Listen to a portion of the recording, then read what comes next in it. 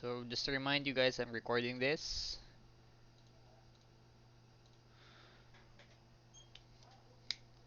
Alright, so for today's lesson, we're gonna tackle lighting, a more in-depth discussion about lighting. So usually this topic is what I teach ANBDEB students, but if I have the opportunity, let's say I handle ANIDRAW students like you guys, I already teach this. Uh, so just so when let's say you guys are my students again for ANBDEB, it's much easier to revisit this topic. So kasi this is a very extensive topic, so ito parang ano to. It's a short intro regarding rendering.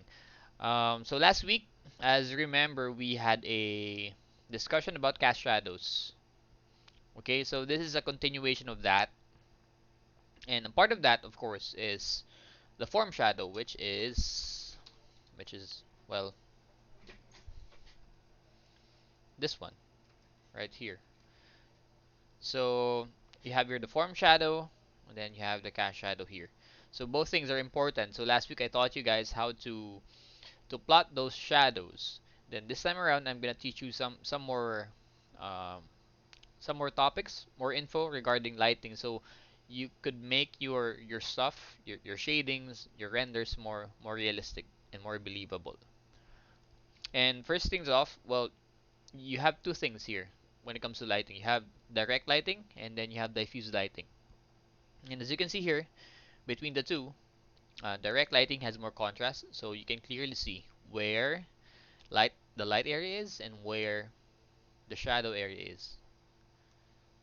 Okay, very distinct. So direct lighting can be, let's say, the sun, let's say a strong light source like a spotlight, right? Maybe a light bulb, anything that has a strong light source that will show you distinctly the separation of light and shadow. And in lighting in general, when you are rendering stuff, it's very important that you show and understand where the light area is and where the shadow area is. You have to know exactly where those boundaries are.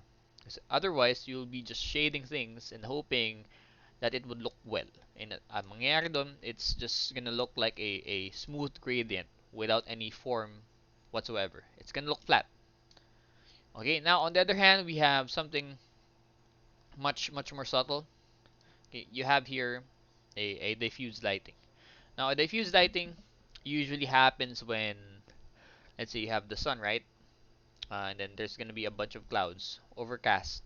Yun yung lighting, yung overcast lighting. So, let's say, di ba, umuulan, or it's after the rain. Di ba, papansin nyo, it's a very cloudy sky, and the shadows there are very soft, and you will clearly see you smooth gradation between, from the light to the shadow area. But if you still look at it closely, if we increase yung contrast between the light and shadow, you can still see, okay guys, there's still a boundary there. Although, for diffuse lighting, it's much more subtle. And you would think here, sa diffuse kasi, talagang light to shadow. And usually, the shadows happen here,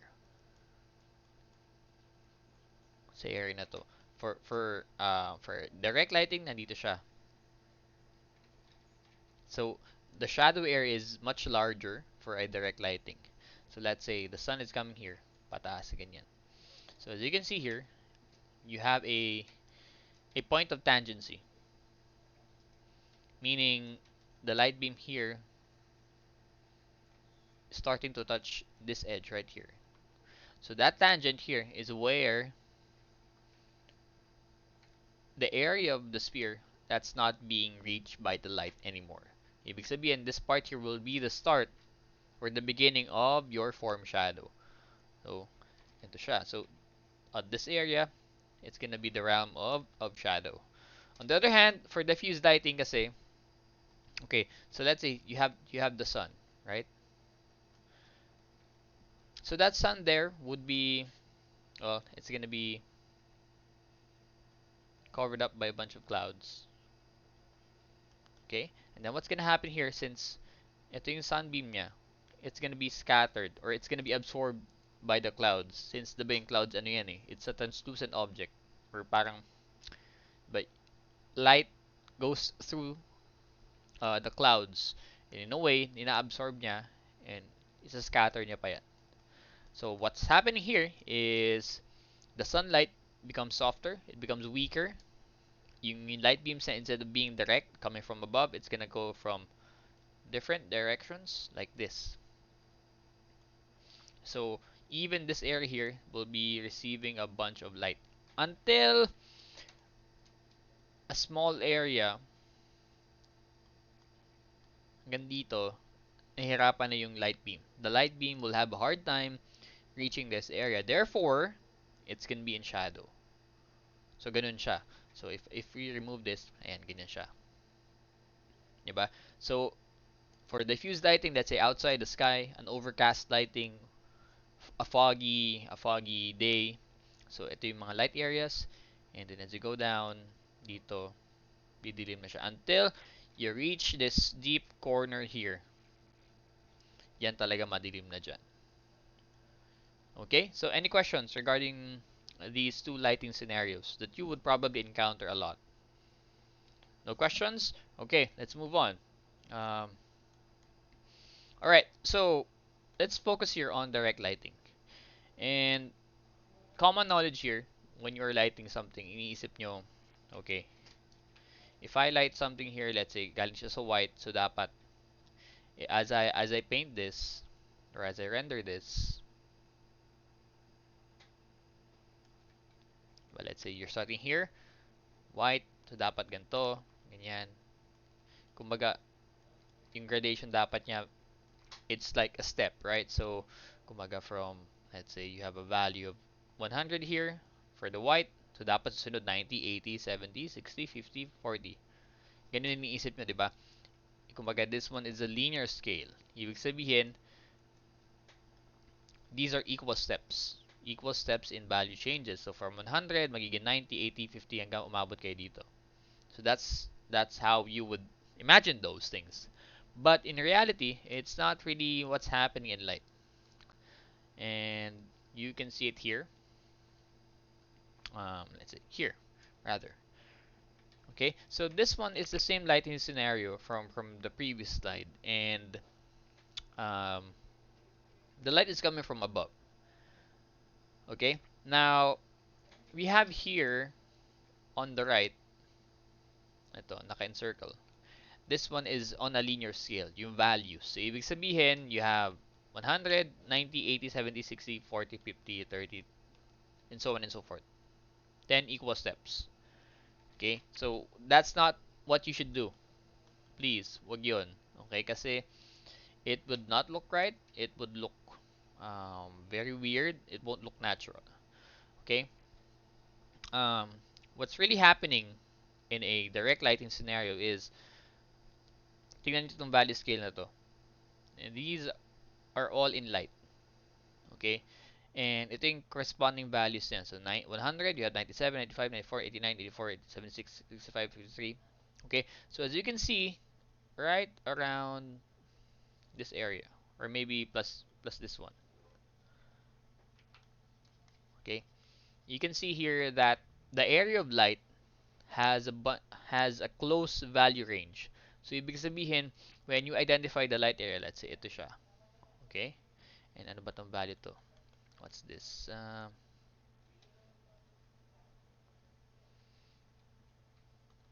What's this? At 60. Right, 60. So right around here, papansin nyo, the values are very close together. And when you make this into a smooth sphere, right now kasi it's a planar sphere, para makikita nyo lang yung value changes. But if we transform it into this kind of sphere, papansin nyo, it's a very smooth sphere. Hindi nyo papansin masyado yung value changes. But, there's still value changes there, although very close together. Papansin nyo, 100 to 65 lang. Compared to a linear scale. So, when you're on a linear scale, pagdating mo dito, it's already dark. And, pagdating dito, ganyan kagad siya. And then, ganyan. Ganyan. Let me show you an example here. Yung Alright, so ito siya. Oh, it's on number 3. Okay, ito. para makita nyo. Okay, so marked here in red is the start of the shadow, in terminator, where light is not being, or the light is not affecting the object anymore. Okay, so if you apply yung typical na 10 steps, okay, ganito yung magiging itsura ng sphere nyo. Mukha siyang gradient, but it doesn't depict form that well. But if you follow yung non-linear scale, okay, it's starting to look more natural because you have a good read of what's light and what's in shadow. So this time, if I make this, if I increase yung contrast, diba? Mapapansin nyo, it's a very distinct separation. You have, again, you have light, you have shadow. Okay, so think of it, when you're rendering something, you transform it first into a graphic design, meaning you separate the shadow as a flat shape, you separate light as a flat shape as well. So parang comics, di ba? Mapapansin nyo sa comics, they do a good job of showing light and shadow with just inks. Diba? There's no fancy rendering there. Walang smudging, walang blending, just flat splotch or um, tawag dun, just plain ink. Okay, so yun yung mindset dyan when it comes to rendering. And when we remove that, mapapansin nyo, of course, from this high contrast, diba? It's almost white, but if we remove the contrast to make it look more natural, mapapansin nyo, there's a subtle gradation here that's happening. Okay, so ganun siya. So wag niyong i-over-render na ganito. Okay, so questions regarding linear and non-linear scale. Do you understand the concept, guys?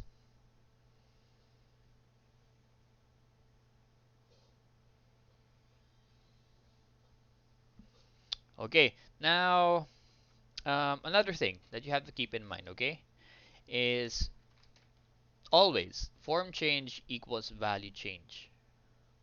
Okay, when the form turns, the value changes as well.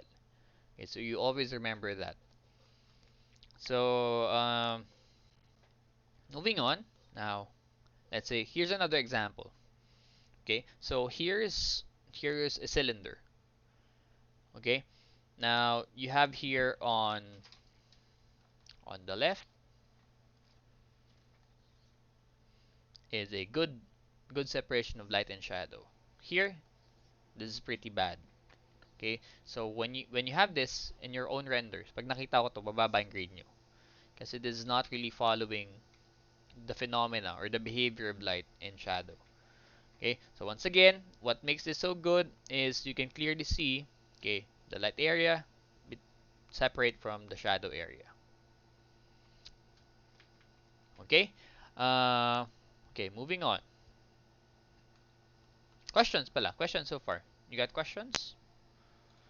Questions?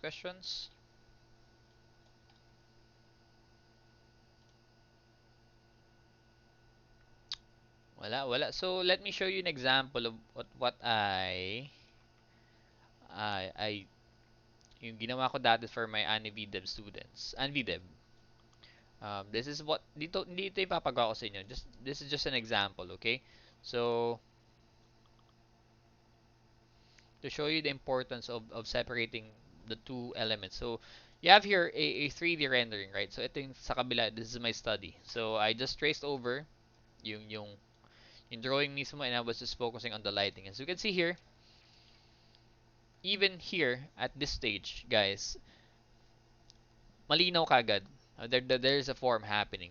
There's a lighting scenario that's happening. Walang soft brushes, walang textured brushes. Just simple flat shape to know to denote where the shadows are. Okay, and then as you move on, okay, ganyan. So tingnan nyo. This is a good example of the separation between light and shadow. So here, ito kunwari, you can think of this as your reference. Let's say you're doing a study. Diba? Ito yung reference nyo. So what you want to do first and foremost is separate the two things. Light shadow, and then shadow. And then afterwards, after you've done that separation, you can move on to making things more complicated. Diba? I'm adding another value on top of the light, although it's not a dramatic change in value dun sa light and yung lighter areas pa. Okay? Then afterwards, ganyan. You can introduce more complex rendering on top of those things. Okay, so from this one, um, magiging ganyan. So that's a good way to approach yung renders nyo or yung shading nyo. So, questions so far? Questions? Wala. Alright, so moving on. Now here's another example, okay, of how again? Wait, number two, number 6. Okay, so ito muna. Let's start here. Okay, so as I mentioned a while ago, we have what we call, diba, form change equals value change. Now you can see it here. You have a cube here, and the light is coming on top. So obviously, what do you call this? The lightest area would be on top. And papansin nyo, these are in shadow. Why? Because look at this angle, guys, right here. Ito yung plane. This is the plane that we are talking about, okay? Right here. And this plane here is parallel to the light beam.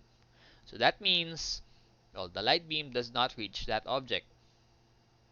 Okay, so that means it's gonna be in shadow. However, sir, ba't parang maliwanag pa rin siya? Well, because light is still affecting this object, although that light is coming from the background. Kasi again, this is not lit from a vacuum. Kumbaga, light bounces everywhere. So you have a light coming from here, a small amount of light coming from the walls, and a small amount of light coming from the ground, giving it a bit more illumination. Kasi otherwise, it's gonna be pitch black. Okay, but that doesn't really happen in our world. Okay, in space it happens. Okay, but here in the Earth, since you have atmospheres, you have walls, hindi siya nangyayari, to my knowledge. Okay, so another example. Tingnan nyo ha. So you have here number one. This one is the lightest plane of the object. Why? Kasi tingnan nyo. You have light beams here, evenly spaced. They are evenly spaced. So at this area, they form a 90-degree angle. And I think I mentioned this last week. And when you have a 90-degree angle between the light beam and the surface, that's gonna be the lightest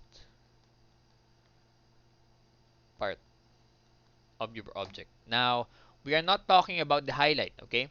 See, yung highlight, yung shiny part, that's a separate topic. Okay, we are just dealing here with yung form. Okay, highlight kasi it's a reflection. So, let's say, hmm, let's say, you can see this, this one's a highlight. Okay, it's a separate phenomena from yung form lighting. Okay, it's something that you add on top. Kasi ano siya, a highlight is a reflection of the light source. Hindi siya, it doesn't really show form. Okay, so iba ano na yun muna natin yun. Huwag niyo muna isipin yun. Right now, we're dealing with the lightest part in terms of yung lighting lang niya. Hindi yung reflection. Okay, so lightest part right here. And then papansin nyo, again, let's zoom in. You will see here that here nasa 70 siya in terms of brightness. Pagdating dito, nasa 60. Teka.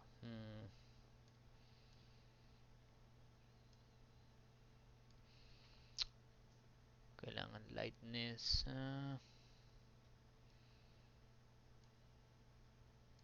Later na lang. Anyway, so you can see here, this one's around 70, this one's around 65. So there's a small difference in values. Kasi, if you see here, 4 light beams here, tatlo na lang. Kasi because of the angle. So here, it's 90. This one, it's much bigger. Okay, so ano ba to? 120? Around that part, but it's more than 90. So that means it's receiving less light. So, guys, a lot of problems in lighting can be just solved by just thinking of your objects that you want to have lighting on as just planes. So each plane has a corresponding amount of light that it would receive relative to the light source. So you have to identify first where your light source is, and second, well, you identify yung planes relative to that light source. Gaano ba kalakas yung light source na in light beams na marireceive niya. Okay? And then as we go down here, once again, it's gonna be in shadow. Kasi nga it's parallel already. Now, this one is a bit darker. Why? Well, they're both in shadow. Okay? At this part right here, all of them are in shadow already. But yung bottom part, yung bottom plane yan, that's much more turning away from the light source. It's a bit darker because it's not being affected by the ambient lighting from the background kasi nakatago siya. So think of it, but you have light coming from here, but as you go down here, the other light sources, yung mga secondary light sources from the atmosphere, the wall, nahihirapan na sila dito kasi masyado na nasa ilalim. So it's gonna be much, much darker until you reach this part right here. Okay?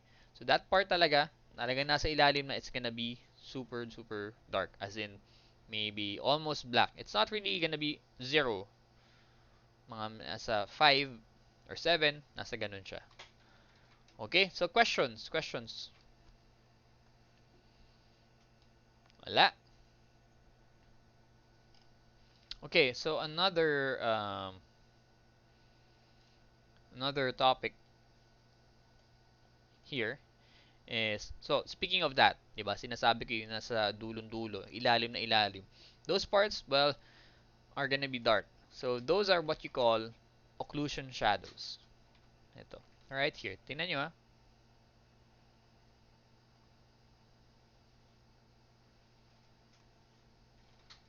Okay, so all of these areas, ito,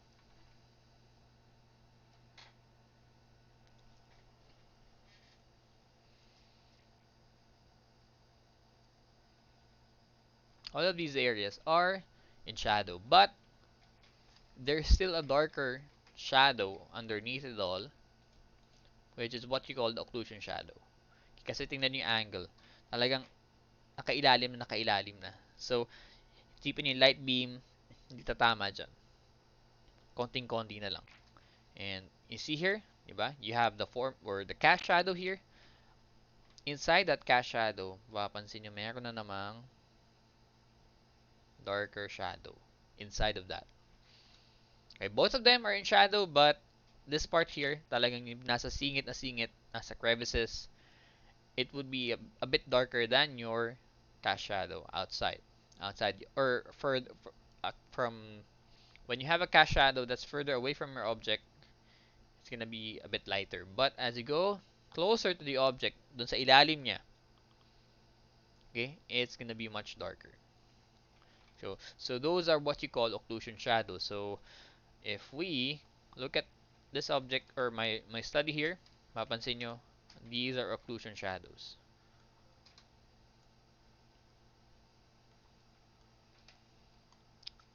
So these things give your objects pop. Kumaga talagang magpapaganda ng render nyo. So you have to identify where those things are happening. So for example, on this sphere or on this rough model here, mapapansin nyo, these are occlusion shadows.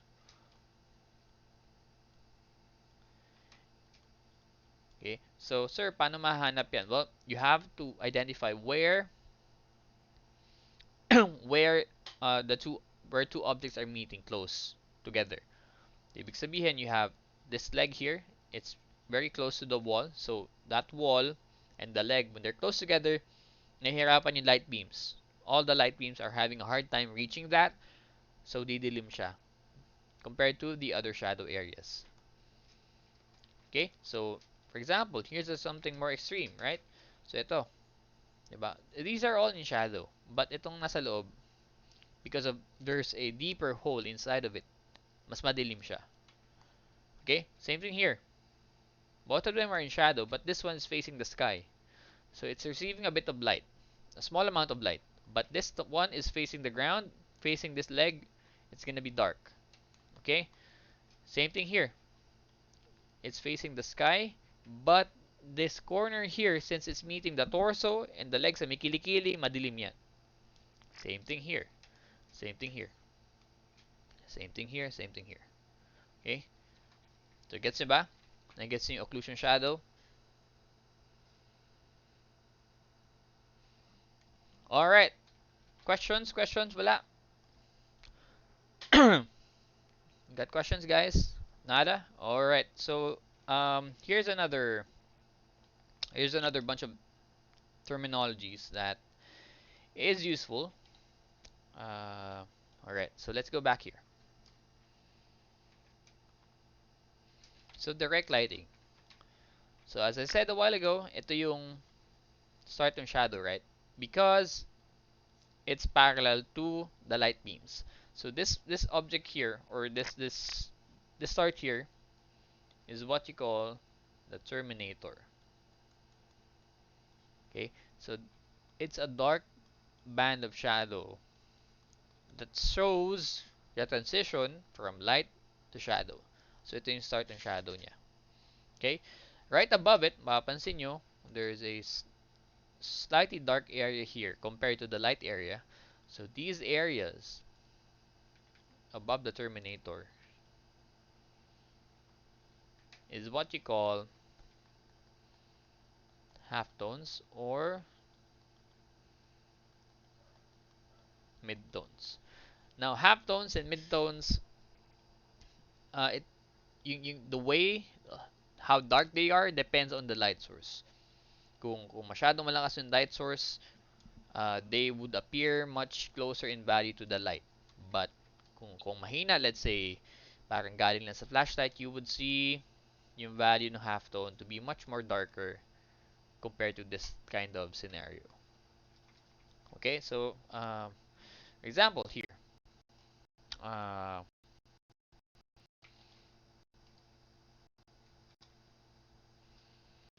you have here light. So let me make the light stronger. Pansin nyo, diba, yung halftone dito, it's almost washed out. Nawala na siya halos. It's still there. Very, very small lang yung ano niya, change in value from the light area. But if we make the light weaker, oh, there's our halftone. Mas kitang-kita siya.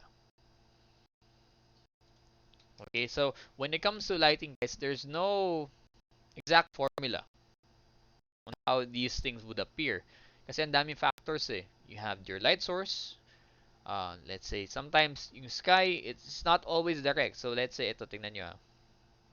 If I tatanggalin ko yung diffusion ng light na to ah. Gagawin kong super strong or super dramatic. Tingnan nyo yung shadow. It's very sharp. But it's not as sharp as ito. This cube right here. Kasi this one is a curved form. So, yung shadow niya, it's a bit softer compared to a angular form. Okay? And now, let's increase yung ano niya. What do you call this? Yung diffusion. Let's say lalagyan natin ng cloud. So, lagyan natin 50. Pansin nyo? It's becoming much softer. Okay, so, Vinaika, your mic is on. If you have some, yan. Thank you, Vinaika. Papansin nyo, yung shadow, it became softer. Yes, exactly. But not soft to the point na magiging ano siya, smooth transition. Okay?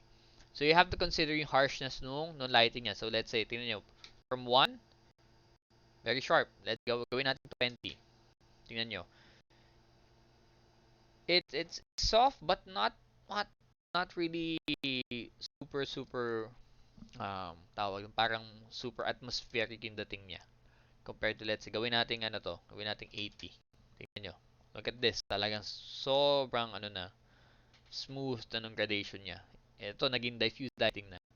Kasi itong angle na to, this angle option here in Blender, parang ano yun eh, parang ito yung diffusion factor niya. I'm not exactly sure yung exact terminology niya, but based from what I observe, uh, ini-scatter niya yung light source. Kumbaga, what it does is yung sun, lalagyan niya ng clouds para masabog yung lighting niya. Okay? So, let's say, ito, ganyan, ito. This one's, what's really happening outside. Po mga morning, pag madaming clouds, ganito nangyayari um, sa objects nyo. But, let's say, talagang tanghaling tapat, noon time, and then, the sky is clear, baka maging ganito yung lighting. It's sharper. Okay, so there's no exact appearance for the shadow, yung edge ng shadow. It depends on many factors. So, dapat alam niyo yun. So, you can be confident on why you're making that shadow that soft or that hard. Kasi, sir, ganito ko kasi gusto kong lighting. Dapat alam niyo yung logic. Hindi lang pwedeng, sir, feeling ko kasi ganito. Or, sir, maganda kasi tingnan. But aside from that, para lang mas confident kayo, you can be more flexible. You have to understand yung physics and yung logic on why these things are happening. Okay? So, yeah, halftones. Now, another thing, of course, right on top of this is what we call kumbaga yung lightest area. Madaming tawag dyan, but yeah, light area. So, all of these halftones and yung lightest area, these are just areas of light. Light sila lahat.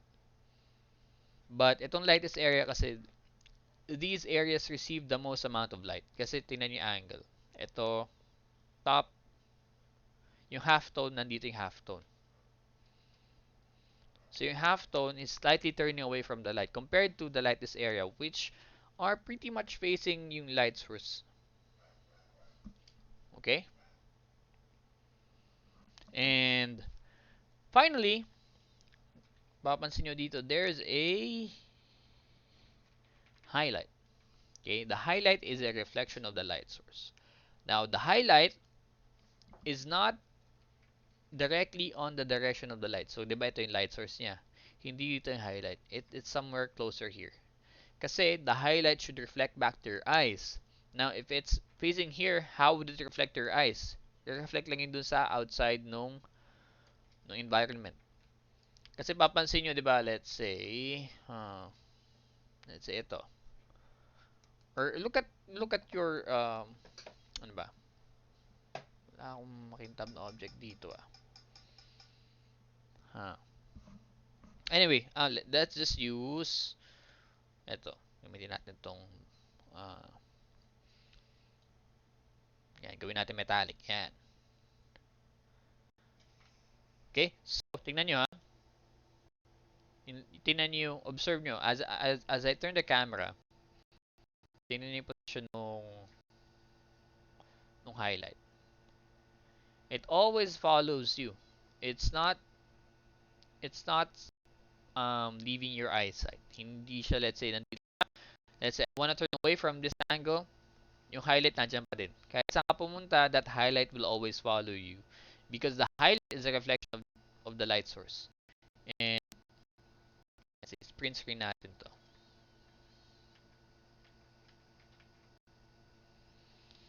Print screen natin to. And then, right here. Okay. Now, the light source is actually here. Ngayon siya, oh. Tingnan nyo yung light beam. Pag ganyan, di ba? But the lights or the highlight is here. Okay? So, it's not following yung conventional idea na, okay, yung lightest part or yung lightest plane should have the lightest value. Yung pinaka-facing the light beams. It's not following that same logic. Ito, ang logic ito parang there's refraction involved. I am not super dupe. Hanggang ngayon, hindi ko pa magets yung logic.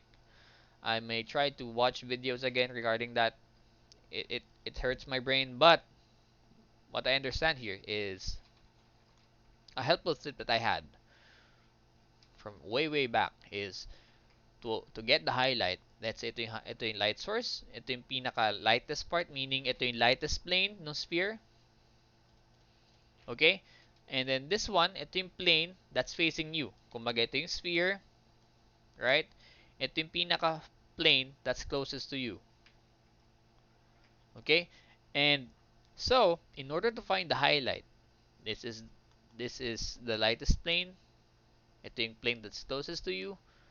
Find a curve like that, and then find the halfway point. That's where you would find the highlight. Now, sir, hindi ba dito? No, it's not here kasi it's a curved object. There's foreshortening there. So, the halfway point would be somewhere here. Hindi siya equal kasi nga may foreshortening. Kasi naka-curve yan. This one is curving away from you. This one's facing you. So, this area here appears shorter. So, therefore, ito yung highlight. Yan yung shorthand. Okay? That would make your highlights believable. Okay? So, going back here sa ating diagram, if you squint, well, let's just increase the contrast. Yan. Kita nyo yung highlight, right? So, if you mag-squint kayo, you can squint to really compress in values and you would see where things are. Makita nyo highlight, makita nyo halftone, makita nyo shadow. Okay, so if we squint, ito yung ito yung highlight. So, ito yung lightest plane, right? Ito yung highlight, ito yung plane that's closest to you. So, halfway point. Naka-foreshorten yan, okay? So, kung ito yon, ito siya. Ayan, eksakto.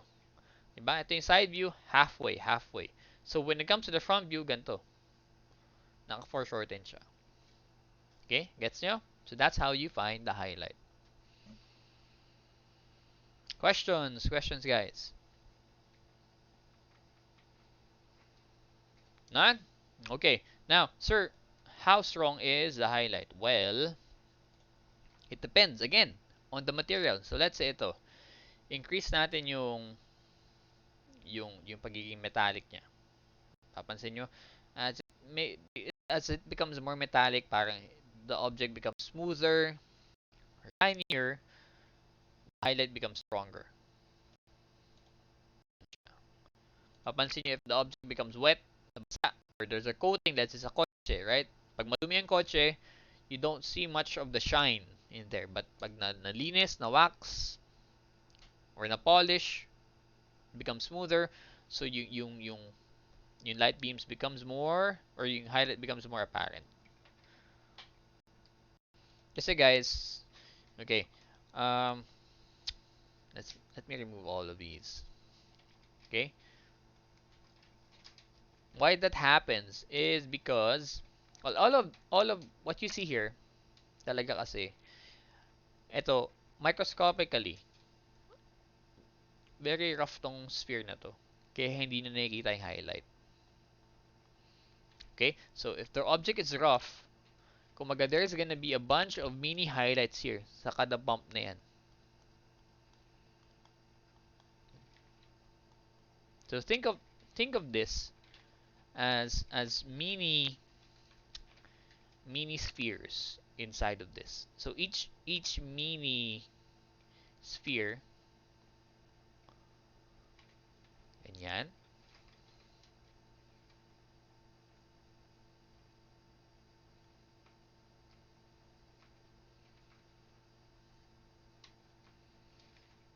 ganyan na nangyayari sa object natin. Kasi it's a rough object. So, each bump has its own highlight. But, dahil nga maliit siya, that highlight just appears as this one, a plain value. A plain light change. Ganyan lang siya. Pag tinignan sa malayo, ganyan lang siya. You don't see the highlight anymore. That's because of the roughness. Now, if we make the objects very smooth, okay, gawin natin makinis. Hindi makinis siya. Yan siya. So, ibig sabihin, when light hits the object, talagang it reflects back to our eyes much clearer. So, we can clearly see yung highlight. Kasi again, highlight is just simply a reflection of your light source. So, balik tayo. Sir, ito. Well, nangyayari kasi dito, yung highlight sa sobrang rough niya, sumasabog. It's scattering on different directions and it appears to be like this. Ito lang siya. Kasi scattered siya sa sobrang rough ng object. Nagiging plain light lang siya. Okay? So, in a formal way, okay, isipin nyo to. Itong highlight is what you call a specular property. Kumbaga, specular siya. Ibig sabihin makintab. Okay? Now, here is, it's a matte surface. Now, hindi to automatic specular matte. Meron siyang parang, there's a, there's a gradation from spec to matte. Kumbaga, may percentage yan. It could be 20% spec, 80% matte. Okay, pwede 100% matte, pwede 100% specular. Pag 100% specular, okay, I'll show you an example dito. Ayan, ganyan mangyayari. Naging mirror na siya. Kasi binagsak ko yung roughness niya. Okay? Now, if we increase the roughness, okay? Tingnan nyo ha. Tingnan nyo yung highlight. Tingnan nyo guys yung highlight. From here, very sharp, very clear. Okay? And as we make the object rough, magiging bato na siya. Tingnan nyo. The highlight becomes scattered and scattered and scattered and scattered until hihina na siya. Tingnan nyo, mawawala na siya. See that? Nawala. Let's make it a bit smoother. Nandiyan siya. So, ito parang marble. Marble stone. Medyo shiny. Gagawin natin parang concrete. Yan, nawawala na. May highlight pa din, but very subtle. And as we increase the light, yung roughness halos wala na siya. Okay? So that's how highlight appears. Hindi na siya automatic, okay, highlight, lalagay kayo white mark. That's it. No. You think of the property of the object. Okay? So, yung chrome object, yung kita niyo yung mga chrome sphere, right? So, that means talagang super smooth yung object and it's starting to reflect all the environment. Ganun siya. Questions, guys. Questions. None? Okay, so, ito siya. Yun na yun. Okay, now, finally, let's go here to the shadow area. Pagdating dito, okay, let's use a different diagram. Nasaan yung occlusion shadow ko? Okay, this one, right here. Alright, and increase natin yung contrast ito para mas kita niyo yung shadow. Ayan. Okay, so review natin, okay? So this one is called the terminator. That's the start of the shadow. Now ito, these are all shadows. Okay, this one right here, itong darkest shadows are what you call occlusion shadows. So, occlusion. Okay, now, in between the occlusion and itong terminator, there's a light band here. And that is what you call the reflected light.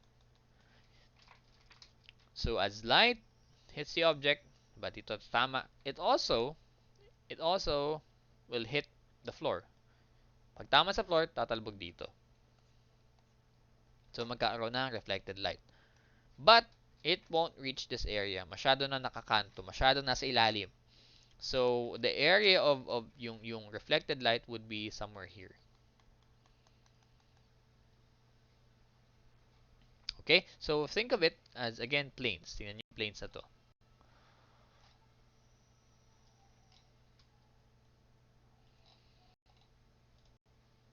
So ito yung area na tinatamaan ng light. This one's gonna be in shadow. And then as we make this itong plane na to. Rotate natin. Gawin natin lagyan natin sa ilalim to. Yan.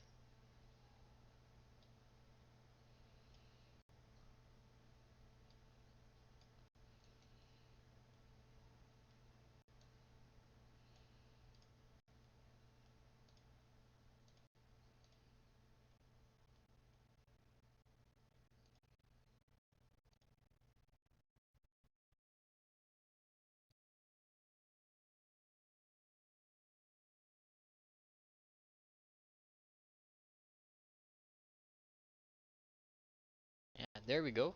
Screenshot natin to. Para makita nyo.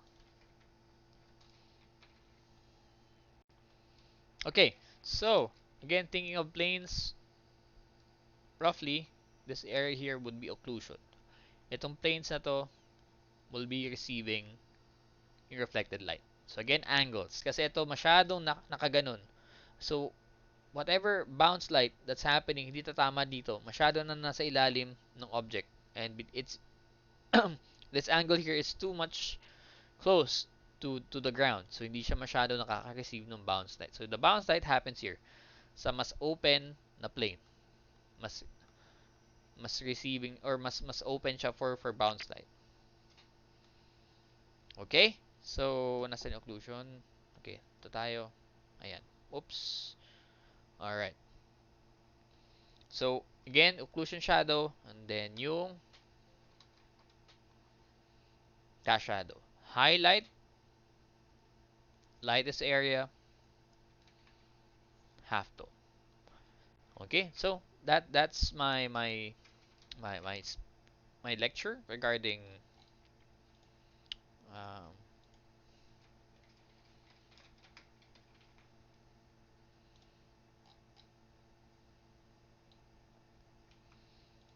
form shadows and render in general.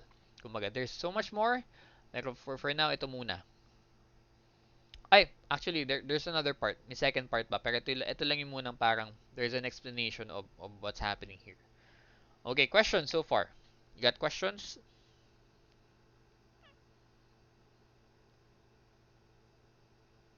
Wala. Okay, so now I'm gonna ask you to do an exercise. Okay, so,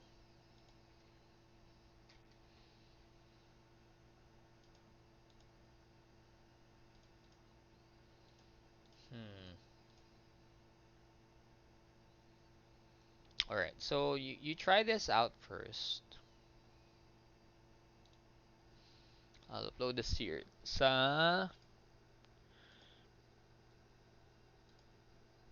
critiques.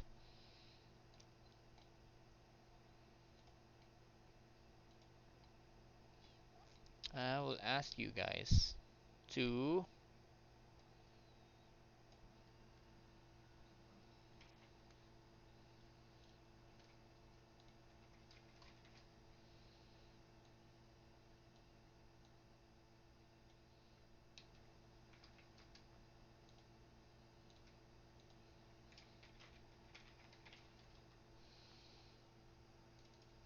try this out.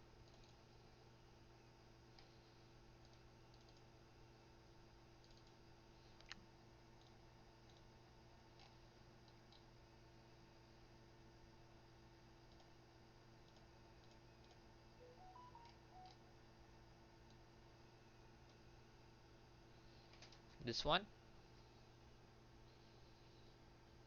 Okay, so you will shade this. Shade nyo yan. And, um, tawag doon.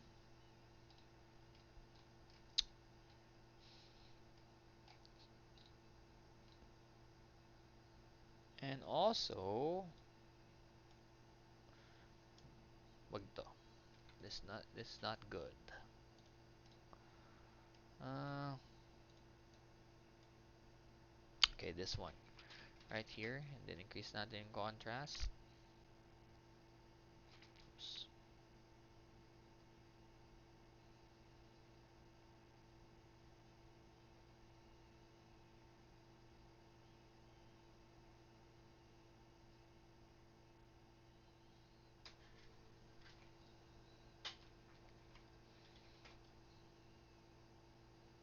Ayan. Perfect.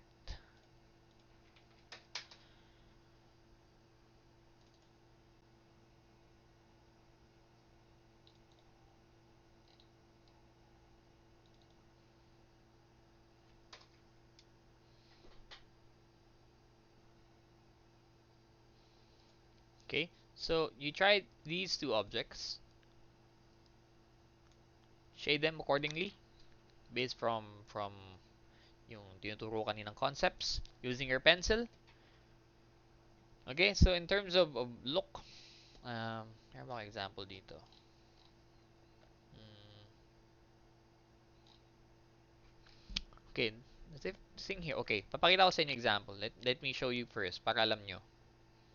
Kasi, right now,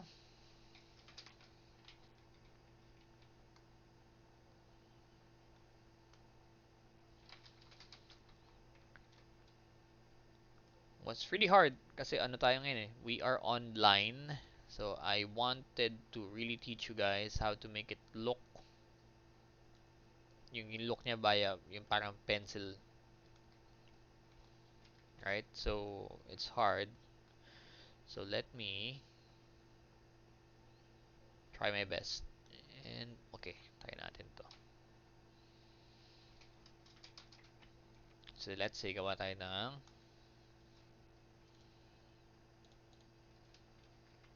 yan. No. Stroke 2. Ayan. So, I'm doing itong sphere na binigay ko sa inyo. And right now, di ba, pag ganito yung ano niya, it's coming from the side. So, ganyan yung ano niya. What do you call this? Cast shadow. Okay? Now, what you want to do first is identify yung start ng shadow.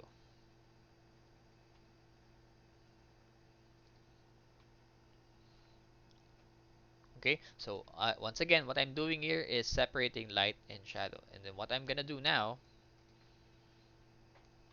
let's make this light.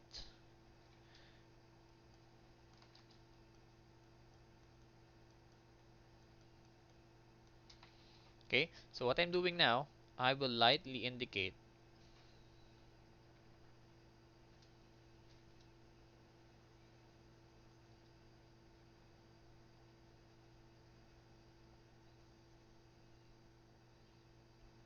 where the shadows are. So, yun ang first step nyo.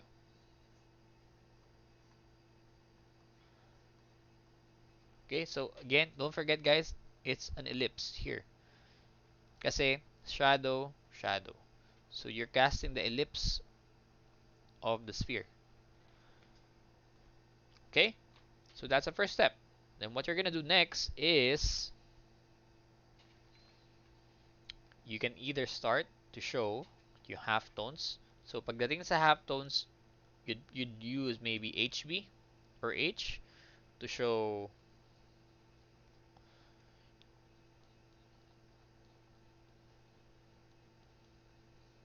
yung halftones.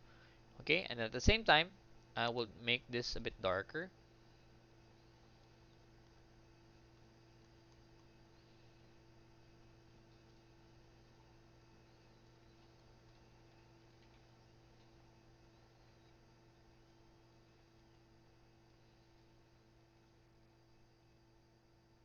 Then I will start to indicate, okay, the terminator, which is the darkest part of your shadow. Ito yon. Then at the same time, itong minark ko na yung line, I will try to erase that slightly kasi nga you wanna make it look realistic. So alisin natin yung mark na yan. At the same time, I'm pulling the halftones. Yan yung hinihila ko. Yan. Like this. Then I'm slowly building up my values here. I-darken ko siya. So, well, that's how I work with pencil. I'm slowly building up my values. Magpatong lang ng patong. I don't immediately make it dark like that. Okay? I'm trying to gradually reach that dark value. So as you can see here, yeah, let me actually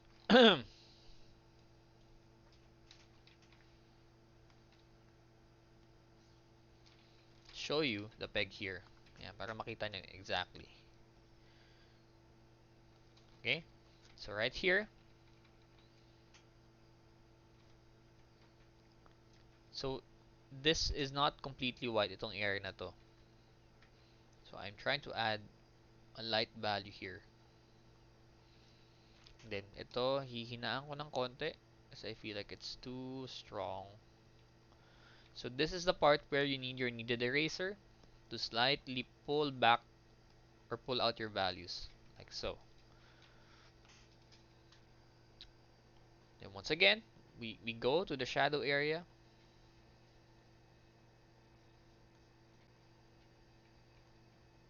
Then I'm gonna make this darker kasi ito yung occlusion shadow. Okay, this one's, well, dark din siya, but it's not gonna be as dark as my occlusion shadow. So once again, hilahin ko ng paganyan. At the same time, I'm trying to fix yung shape no ellipse ng shadow natin.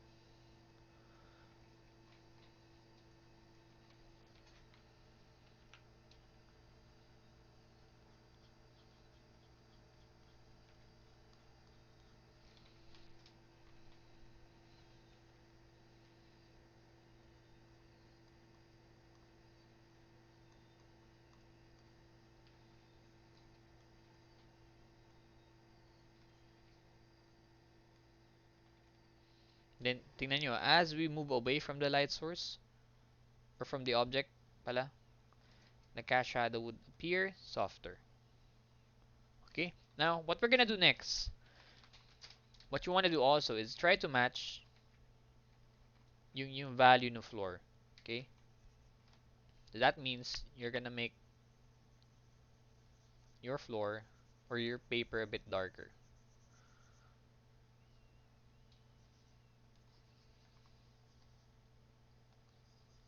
You don't have to necessarily follow yung darkness talaga mismo nung ano nyo, nung tawag doon nung reference natin kasi it's hard to reach that by pencil, matagal. Just make it a bit darker than your white paper. Kasi that's how you would accurately judge your values. It's hard to judge your values if it's not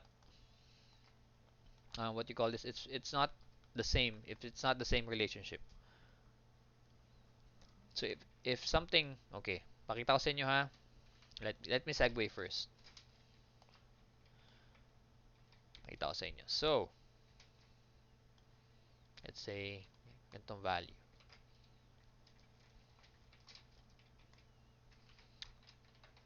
Let me make this white.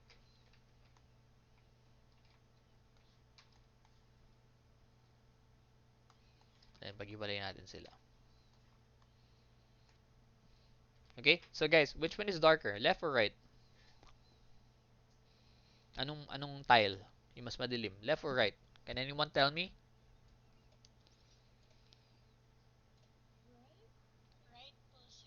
Right is darker, right? Tama. Teka. Sa may classroom. Saan na yung... Ayan. Alright, so, right. But, but, if we, tingnan nyo ah. So, supposedly, right is darker, but, if I move it here, yung supposed object that's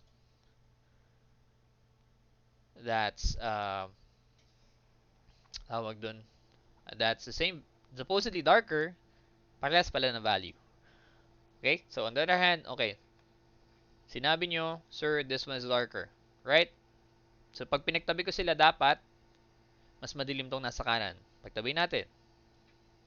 They're the same value. Okay? So, that's the illusion of value. When you make an object, let's say a dark or gray object, place it on dark background, that gray object would appear lighter in comparison to that same object placed on a light background. Okay? So, going back here sa demo, if I remove this, it's hard to see if I am on the right value. Kasi nga, I don't have the same value as yung background nung reference ko. So, to make things easier, I have to make my values darker dun sa background. Okay? Ganun siya. But, we don't have to exactly follow it to a T right now kasi shading pa lang to. Pencil shading pa lang siya. But, when it comes to painting, dun talaga magkakatalo. Alright? So, yes, one on paper. You guys do it on paper. Kasi, um, this is a technique that you have to learn on, well, on paper. Traditional tayo eh. But if you have your iPad, you can also try it on the iPad. Pwede nyo i-try yun kasi exercise pa lang naman. Just make sure na pencil ang gagamitin nyo. Okay, so ayan, going back. Okay, so what's missing here is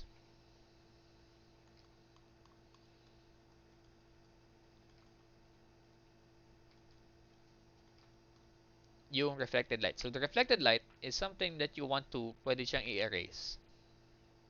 Ito. Ganyan. Yan lang reflected light. We don't want our reflected light to look like this. Because, remember guys, this area here is the realm of shadow. It can't have the same value as this area here. As the light area. Yan yung parang uh, basic rule. It's not always enforceable kasi there are times na may malakas talagang reflected light sa ilalim, but for a standard environment, hindi dapat tumataas yung reflected light to the same value as your halftones on the light area. So dapat ganyan lang siya. So think of it as the reflected light as something that you feel. Paparamdam nyo lang siya sa audience. Don't make it too obvious. Okay, so right now, gagawin ko halftone. Okay? And then I will erase some area here for the highlight. And then guys, tingnan nyo ha. Tingnan nyo to. Tingnan nyo maigi. If you squint, you would really see. Okay. I will squint for you guys. Squint ko to ha. I-high contrast ko. Kita nyo? Yung light area here. That's because the light is coming here from the side directly. So itong pinaka-edge ng sphere nyo would receive the most amount of light. But, again, the highlight is here. Okay, magkaiba sila ng pwesto. The lightest plane is not on the same area as your highlight. Okay, tanggalin yung contrast ha. Hindi nyo napansin masyado. But, if you squint guys, mag-squint kayo, you would see that on this area, it's gonna be a bit brighter. Mas maliwanag dito. Ng konting-konti.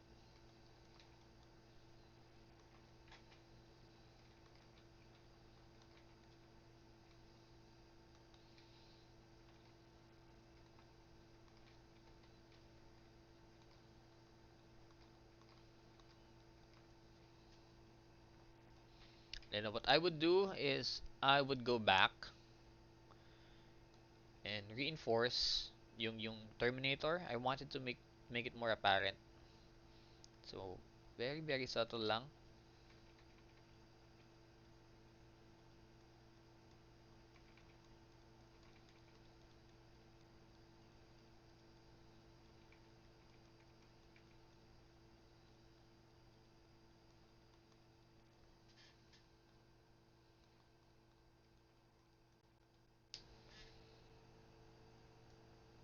Then I would probably reinforce yung halftones, make it a bit darker.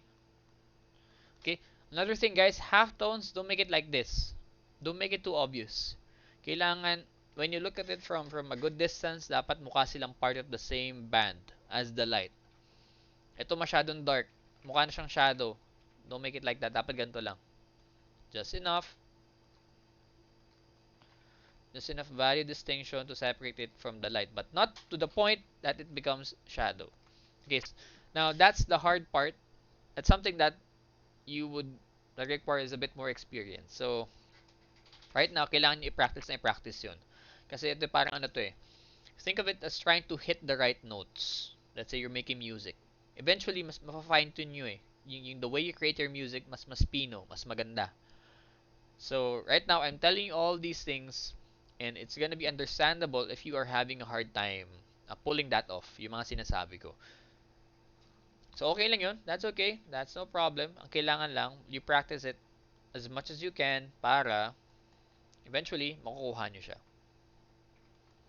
And also, I'm here to help you, to guide you, um, and making sure that you're on the right track. So, ito, I'm, again, pulling out yung reflected light and show. Okay?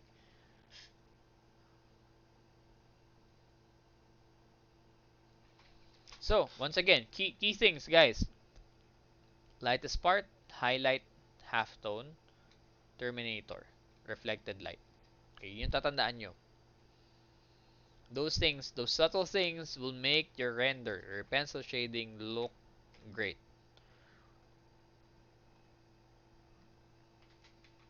And let's remove.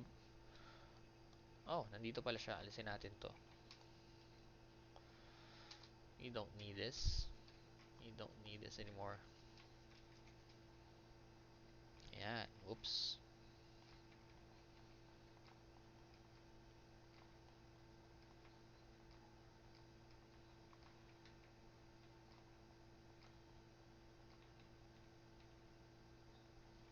Ayan.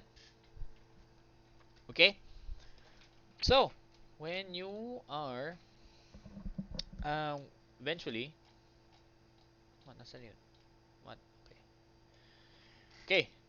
When you can practice this, diba? If you can render a sphere, well, you're on your way to, let's say, rendering more complicated stuff. Let's say this one. Tingnan nyo. Here's a nose. Okay, the same principle applies. You have your terminator here, you have your occlusion shadows, you have your highlight, diba? You have your shadows, you have your cast shadows. You have, tingnan nyo, you have your reflected light here also. So these ideas or these concept, yung sa sphere, ito yung simula when you are trying to render something. A face, a nose, an eye, these are coming from your ability to render a basic sphere. So ganun siya. So ayan, any questions regarding my short pencil demo? Got questions?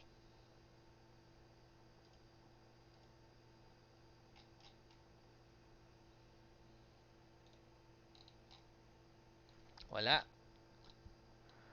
Oh yeah, another example here. Highlight ako sa inyo. Okay. Mhm.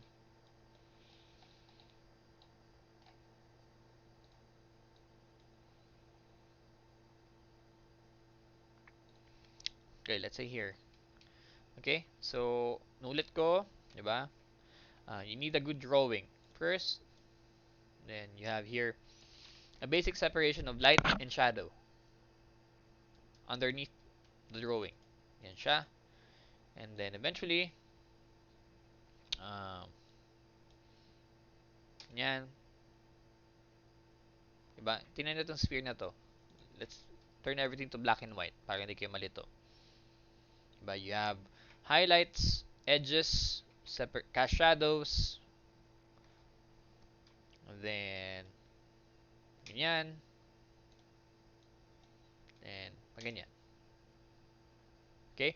So, if we zoom out, remove all the details.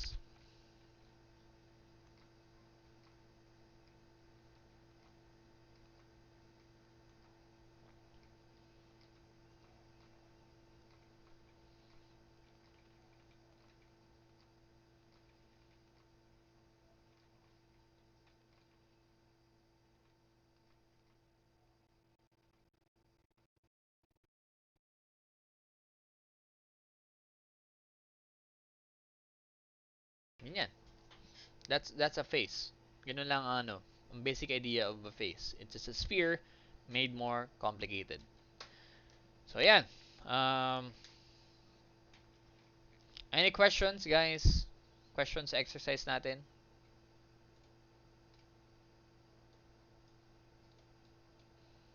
None? Okay. Now I'll be back to teach you another topic in uh, in about 30 minutes. Okay, I'll give you 30 minutes for both objects. Madali lang 'yan. And then you post it sa ano, dito sa critiques so I can see your progress, your attempts. Okay? So that's it for now. Let's take a short break. Well, for me, I'll take a short break, kayo gagawa ka ng exercise. Okay, so I'll check your work in around 10, 15, mga ganun. Okay, so see you guys and happy shading. Ulitin ko, pencil tayo, pencil.